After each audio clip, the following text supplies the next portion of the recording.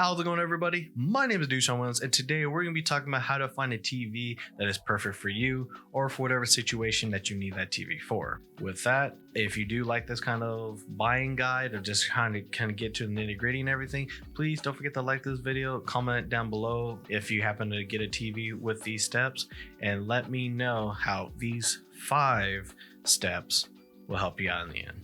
Now, the first step to anything when you try to buy anything is determine your budget. How much you're willing to buy a television, and in this case we'll say $1,000. You want to spend $1,000 on a television. Well, if that is your budget, then I say do not look at anything above that. Give yourself a little wiggle room. If you see something at $10.99 or $11.99, you may kind of consider those to see, for some other reasons. We'll get into that a little bit later. But honestly, if you see a TV that you really like for $1,500, but you really don't want to spend more than $1,000, don't do it. Don't look at it.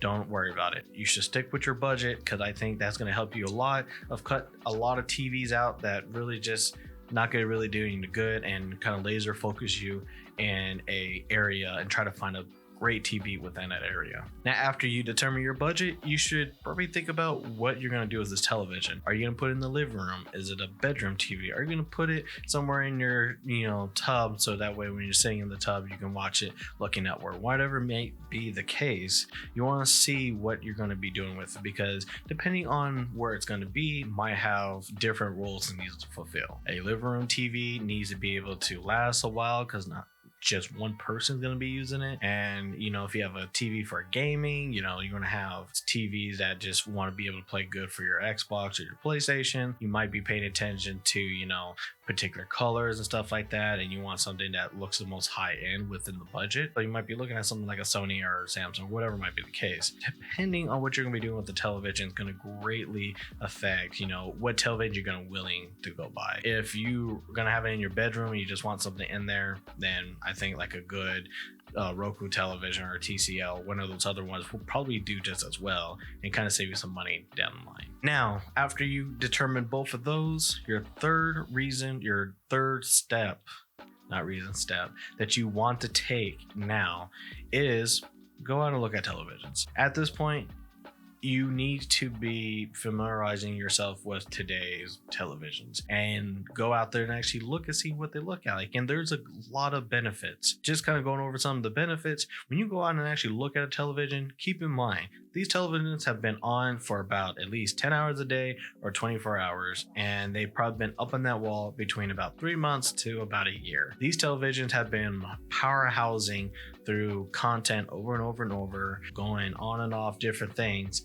So when you go out and look at them, you want to see just how well the quality is after being run so long. You want to see if you notice any marks. You want to see just how big the television is. Do you think it's something that will fit in the space that you have? There's a lot of things you could do, but the main thing that you should be paying attention to is generally how it looks as far as the picture. Picture is what you're going to be living with. If you need to tell the sales associate, hey, can you put it on some regular television so I can see how it does that? That's the perfect time to do it. You don't need to go home and wait to kind of do that. You can do that, right then and there. There are just so many TVs you can look through, and by looking through your budget, you'll be able to look at the ones that really matter and try to find the best one at the time. And after that, probably visit a few stores and see if you could find one that outbeats the best one at the first one. One thing I will say that you should do, and I can't stress this enough for everybody, if you find a smart television and it has all these amazing features, don't let that affect your purchase power. Don't let that affect what you actually buy, because I'll be pretty honest, anything that a smart TV can offer you can be done by any $50 casting device. You get a Chromecast, you can get a Fire TV 4K, you can get a Roku, whatever might be the case.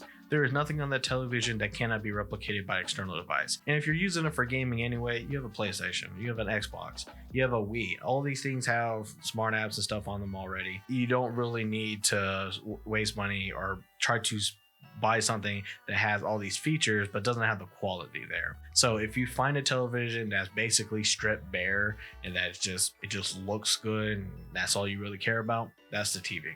That's the TV right there. The fourth step that you need to be taking in this case is after you found that one television, or if you find multiple television that you like, make sure you get their model numbers. Make sure you write down the model numbers, put them in your phone, text them to one of your good friends, whatever might be the case, because you should be shopping for a better price. Yes, you might have found it at $8.99 under your $1,000 budget. There's somebody who's trying to beat that, whether it's Amazon, whether it's another brick and mortar, and you want to see if you can get that any cheaper.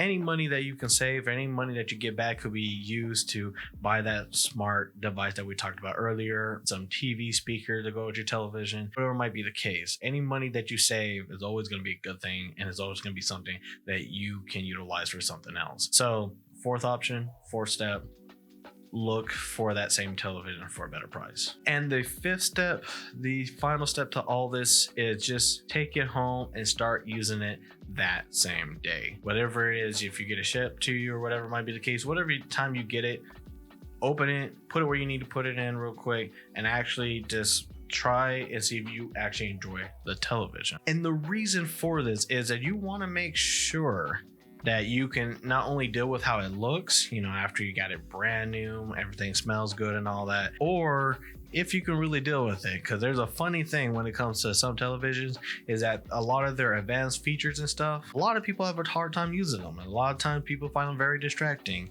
And sometimes when they pull out the remote and it has 8,000 buttons, but not the one button that says, hey, can you just do this? A lot of people get easily frustrated. And if you find yourself after a day or two just not liking working with the remote, or like how the menu setup is on the television, or you find it hard to really adjust the colors, stuff like that, those are the things that you're gonna have to remind yourself you're gonna live with. If you start getting that buyer's remorse, that I'm not sure if I made the right decision, I'm not sure if I made, if it was the right price, I'm not sure if I could find something else better. The only thing that you should be focusing on is, can you deal with it? Do you like how it looks for all the content you want to watch for it, both during the day and at night, because those will produce two different pictures depending on how the surrounding is and how your eyes adjust to it. And can you deal with moving in between stuff? If you're using a receiver with it, it might not be that big of a deal,